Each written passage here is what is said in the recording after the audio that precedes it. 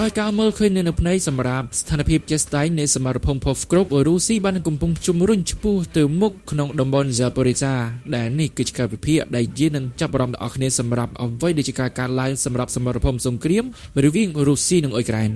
សូមស្វាគមន៍ប្រិយមិត្តបងប្អូនទាំងគ្នាវិលត្រឡប់ជាថ្មីសម្រាប់ការតាមដានព្រឹត្តិការណ៍ព័ត៌មានអន្តរជាតិប្រចាំថ្ងៃចេញពី Channel របស់ខ្ញុំបាទ KSH ដែលនៅថ្ងៃនេះគឺជាវីដេអូទី2សម្រាប់ថ្ងៃទី13ខែវិច្ឆិកាឆ្នាំ2025គណៈពេលដែលអ៊ុយក្រែននិងរុស្ស៊ីរួមទាំងពិភពលោកបានកំពុងមើលនៃសកម្មភាពចុងក្រោយគល់ភ្ញាក់ផ្អើលនៃសមរភូមិ Pokrovsk ដែលបានកាត់ឡើងការកើនឡើងរបស់រុស្ស៊ីនៅក្នុងតំបន់ភាគខាងកើតនៅក្នុង Zaporizhzhia និង Dnipropetrovsk ដែលវាជាផ្នែកមួយនៃតំបន់ជួរមុខដែលមានភាពខ្លាំងក្លាស្វាហាប់ប៉ុន្តែវាត្រូវបានគេមើលរំលងនិងបានបង្កើតល្បឿនកាលពីថ្ងៃទី11ខែវិច្ឆិកាកន្លងទៅជាថ្ងៃដែលក្បួនរថយន្ត Mercedes ដ៏អាក្រក់របស់រុស្ស៊ីត្រូវបានថតថាវាបានរំកិលជាមួយសកម្មភាពនៃការចូលទៅក្នុងទីក្រុង Pokrovsk តាមរយៈផ្សាយអាប់ហើយយោធាអ៊ុយក្រែនបានប្រកាសដូរខ្លួនចេញពីភូមិចំនួន5ភាគខាងជើងនៃទីក្រុងទុយមួយនៅក្នុងតំបន់ Zaporizhzhia ចំពេលដែលមានការការពារកាន់តែយ៉ាប់យ៉ឺននិងវឹកវរ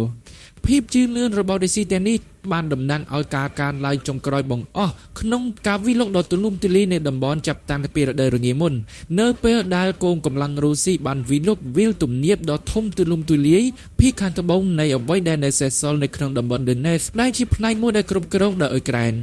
គូក៏សម្គាល់ថាពេញមួយឆ្នាំ2025ផ្នែកមួយនៃតំបន់ជួរមុខដែលរុស្ស៊ីបានទឹកដីច្រើនបំផុតកន្លែងបើកចំហធំទូលាយទាំងនេះស្ថិតនៅក្នុងតំបន់ជុំវិញត្រង់ចំណុចប្រជុំនៃតំបន់ Donetsk, Zaporizhzhia និង Dnipropetrovsk ហើយវាគឺជាតំបន់មួយក្នុងចំណោមតំបន់ដែលត្រូវបានគេរាយការណ៍ច្រើនបំផុតផងដែរទឹកដីទាំងនេះដែលត្រូវបានគេស្គាល់ជាភាសាអ៊ុយក្រែនថាជាបង្គោលទំនប់ឬវាលស្រែព្រៃមានប្រជាជនរស់នៅច្រើនសតវត្សមកហើយដោយត្រឡប់ទៅកាន់សម័យកាល Zaporizhzhia, Kozhek និង Krymtatar ដែលវិលុកដណ្ដើមទឹកដីនិងឥទ្ធិពលនៅពេលដែលសង្គ្រាមស្ដេចអាណិតបតេយ្យអ៊ុយក្រែន Nestor Makhno ដែលបានធ្វើសង្គ្រាមឡើងវិញនៅសម័យលោក Hailaps ទឹកដីដែលបានឆ្លងកាត់ដោយកាត់តាមដូនទន្លេតូចៗប៉ុន្តែខ្វះនូវមជ្ឈមណ្ឌលប្រជាជនច្រើននោះគឺទទេស្អាតណាស់ដែលមិនមានឈ្មោះច្បាស់លាស់សម្រាប់វិស័យនេះប្រើប្រាស់ទាំងនៅក្នុងរបាយការណ៍ផ្លូវការរបស់អគ្គសន្តិការនិងនៅក្នុងអត្ថបទព័ត៌មាននេះមិនថាគេហៅថាអ្វីក៏ដោយការការពារតំបន់នេះត្រូវបានលុបចោលជាយូរណាស់មកហើយទាំងការការពាររបស់អ៊ុយក្រែននៅក្នុងក្រសែភ្នែកនៃការយកចិត្តទុកដាក់របស់ពិភពលោក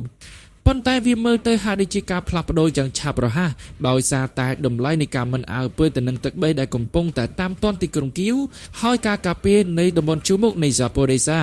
ទាំងមូលដែលស្ថិតនៅក្នុងហានិភ័យធ្ងន់ធ្ងរក្នុងពេលឆាប់ខាងមុននេះចាប់តាំងពីខែដំបូងនៃការលុកលុយពេញទំហឹងរបស់រុស្ស៊ីមកលើអ៊ុយក្រែនខ្សែបន្ទាត់ជួរមុខជុំវិញទីក្រុង Hulaypol ដែលមានប្រជាជនមុនសង្គ្រាមត្រឹមតែ 12,000 នាក់គឺជាផ្នែកមួយដែលមានស្ថិរភាពបំផុតនៃអរិណសេរីទាំងមូលបើទោះបីជាមានកិច្ចខិតខំប្រឹងប្រែងរួមគ្នាដោយកងកម្លាំងរុស្ស៊ីដើម្បីវិលុកទីក្រុងនេះនៅដើមឆ្នាំក៏ដោយការតាំងទីលំនៅនេះស្ថិតនៅចម្ងាយទៅជាង10គីឡូម៉ែត្រភាគខាងជើងនៃខ្សែទំនាក់ទំនងប៉ុន្តែជាមន្តការរីកចម្រើននាពេលថ្មីនេះរបស់រុស្ស៊ីទីក្រុង Hulaypol អាចប្រឈមនឹងការបើកភ្នែកខាងមុខមួយផ្សេងទៀតនៅភាគខាងជើងនាពេលឆាប់នៅពេលដែលការទទួលស្គាល់នៅក្នុងការទទួលស្គាល់ជាផ្លូវការដោយគម្រោងមួយកាលពីថ្ងៃទី11ខែវិច្ឆិកាអ្នកនាំពាក្យយោធាអ៊ុយក្រែនលោក Vladislav Voloshin បាននិយាយថាកងកម្លាំងអ៊ុយក្រែនបាននឹងដូរខ្លួនចេញពីទីតាំងនៅជុំវិញការតាំងទីលំនៅចំនួន5នៅក្នុងតំបន់រួមទាំងការដកកងទ័ពទាំងស្រុងចេញពីភូមិ Uspennivka និង Novomykholyivka ផងដែរនៅក្នុងសង្គ្រាមទីតាំងដែលជាធម្មតាបានកំណត់ដោយការចាប់យកខ្សែបន្ទាត់ដើមឈើតែ1 ឬ 1 គីឡូម៉ែត្រនៅក្នុងពេលតែមួយដែលនេះបានបង្ហាញអំពីភាពខុសប្លែកគ្នាដែលមិនអាចប្រកែកបាននៃការឈានទៅមុខទាំងអស់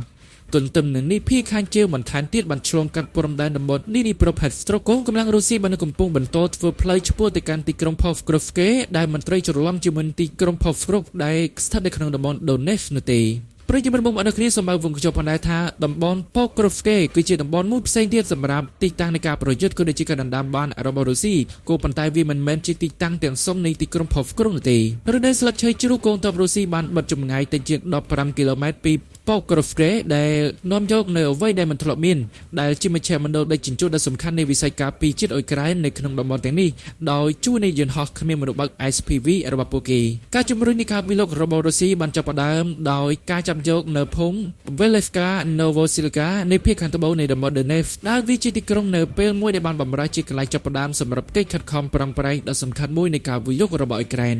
បន្ទាប់ពីឆ្លងកាត់ទន្លេ Mogriali កងកម្លាំងរុស្ស៊ីបាន រលទៅមុខជារំដាប់នៅភាគខាងលិចហើយនៅពាក់កណ្ដាលខេត្តសីហាជាលើកដំបូងនៃក្នុងសង្គ្រាមទ្រង់ទ្រាយធំដែលបានដណ្ដើមចាប់យកទឹកដីក្នុងតំបន់ឌីនីប្រូផេតស្រុកបណ្ដាឆ្ពោះទៅទិសខាងលិចក៏បានបន្តទៅជ្រុងភាគឦសាននៃតំបន់ Zaporizhzhia ពីកន្លែងដែលផ្លូវឆ្ពោះទៅកាន់ពីក្រុង Hulaypos ដែលឥឡូវនេះកំពុងតែត្រូវបានធ្វើឡើងមិនដោយត្រូវការប្រយុទ្ធដ៏ក្តៅគគុកនៅជុំវិញកន្លែង Pokrovsk Kostenivka នៃរុយគូផ្សេងនោះទេវាជាកន្លែងដែលអ៊ុយក្រែនបានកំពុងតែដាក់ពង្រីកគងពលទល់កម្ពុជានៅអង្គភាពយន្តហោះគ្មានមនុស្សបើកហើយវាក៏ជាកន្លែងដែលស្ថានភាពទោះបីជាពិបាកក៏ដោយតែនៅតែស្ថិតនៅក្រោមការគ្រប់គ្រងដោយដែលអ្នកនាំពាក្យយោធាអ៊ុយក្រែនចូលចិត្តនិយាយជាញឹកញាប់ការការពារឬវាលព្រៃទាំងនេះស្ថិតនៅភាគខាងត្បូងនៃរដ្ឋស្ទើរតែពាក់កណ្ដាលគឺស្ថិតនៅក្រោមការគ្រប់គ្រងរបស់អ៊ុយក្រែនការសម្រុកសម្រួលដែលមានភាពមិនល្អរវាងអន្តរភាពនិងតម្រូវការញឹកញាប់ដើម្បីដកថយពីទីតាំងប្រយុទ្ធបានរារាំងគងកម្លាំងអ៊ុយក្រែនពីស្ថិរភាពខ្សែការពាររបស់ពួកគេយោងទៅតាមទូលេខដែលបានជើមផ្សាយដោយអង្គភាពផែនទីនិងវិភាគរបស់អ៊ុយក្រែនដែលគួរឲ្យទុកចិត្តបំផុតនៅក្នុងខែតុលាចឹងហើយណាមាន 69% នៃការទទួលបានទឹកដីទាំងអស់របស់រុស្ស៊ីត្រូវបានធ្វើឡើងនៅក្នុងតំបន់ជុំវិញ Hulaypos និង Zaporizhzhia រួមទាំង Dnipropetrovsk ភាគខាងកើតបើទោះបីជាតំបន់នោះមានត្រឹមតែប្រមាណ 16% នៃចំនួនសរុបរបស់រុស្ស៊ីក៏ដោយដែលនេះវាមានន័យថាគណៈពេលដែលរុស្ស៊ីមិនបានបែងចែកធនធានច្រើនទៅដល់ការប្រយុទ្ធនៅក្នុងតំបន់នេះបើធៀបទៅជាមួយនឹងទីក្រុងធំៗនៃតំបន់ Donbas នោះវានៅតែទទួលបាននូវទឹកដីដែលមិនសមត្ថដោយសភាពទន់ខ្សោយនៃវិស័យការពារជាតិរបស់អ៊ុយក្រែនការវិវត្តនេះគឺជាការក្រានរំលឹកទៅដល់អាក្រក់សម្រាប់អ៊ុយក្រែនអំពីផលវិបាកនៃយោធាហួសហេតុនិងការប្រឈមមុខយ៉ាងខ្លាំងនៅក្នុងការការពារជួរមុខវែងបែបនេះគណៈពេលដែលពួកគេកំពុងប្រឈមមុខទៅនឹងវិបត្តិកម្លាំងពលកម្មដ៏ធ្ងន់ធ្ងរនិងរារាំងសត្រូវជាមួយនឹងការផ្គត់ផ្គង់អ្នកជ្រើសរើសថ្មីដែលហាក់គ្មានទីបញ្ចប់នៅក្នុងស្ថានភាពបច្ចុប្បន្នរបស់អ៊ុយក្រែនដោយមានទុនបំរុងយុទ្ធសាស្ត្រតិចតួចឬគ្មានយោធាអ៊ុយក្រែនមិនអាចការពារគ្រប់ទីកន្លែងក្នុងពេលតែមួយបានទេហើយការសម្រួលដ៏លំបាកត្រូវធ្វើឡើងជាប្រចាំអរិយាពេលជាច្រើនឆ្នាំការប្រយុទ្ធដ៏ធំបំផុតនិងសំខាន់បំផុតនៅតំបន់ Donbas ហើយនៅពេលដែលរុស្ស៊ីបានបង្កើននៃកិច្ចខិតខំប្រឹងប្រែងដណ្ដើមយកតំបន់ Donetsk ដែលនៅសេសសល់នោះទីក្រុងគីបានឆ្លើយតបជារំដាប់ជាមួយនឹងការប្រមូលផ្ដុំធនធានកងកម្លាំងការពាររបស់ខ្លួននៅក្នុងតំបន់ដោយចំណាយទៅលើវិស័យផ្សេងទៀតនៅទីនេះវាអាចយល់បានថាអ៊ុយក្រែនលែងផ្ដល់អាទិភាពការពារហើយនៅក្នុងតំបន់នេះមានប្រជាជនតិចនិងខ្វះទីក្រុងធំហើយការបាត់បង់ទឹកដីនៅទីនោះនៅមិននាំនៅផលវិបាកយុទ្ធសាស្ត្រសំខាន់ភ្លាមនោះទេជាយូរណាស់មកហើយសម្រាប់ការឈានទៅមុខយឺតរបស់រុស្ស៊ីនៅក្នុងតំបន់នេះគឺអាចនឹងចាត់ទុកថាវាមិនទទួលបានទឹកដីសំខាន់នោះទេទន្ទឹមនឹងនេះសម្រាប់ទីក្រុងមូស្គូការវិលុបនៅទីនេះមិនមែនជាអាទិភាពសំខាន់របស់ពួកគេផងដែរប៉ុន្តែការមើលឃើញឱកាសមួយដើម្បីទទួលបាននៅទឹកដីនិងបង្កើនសម្ពាធនៅក្នុងពាក់កណ្ដាលអាណត្តិរបស់ពួកគេបានយកទៅជាការល្អបំផុតសម្រាប់ការចំណាយនៃវិស័យសង្គ្រាមរបស់ពួកគេ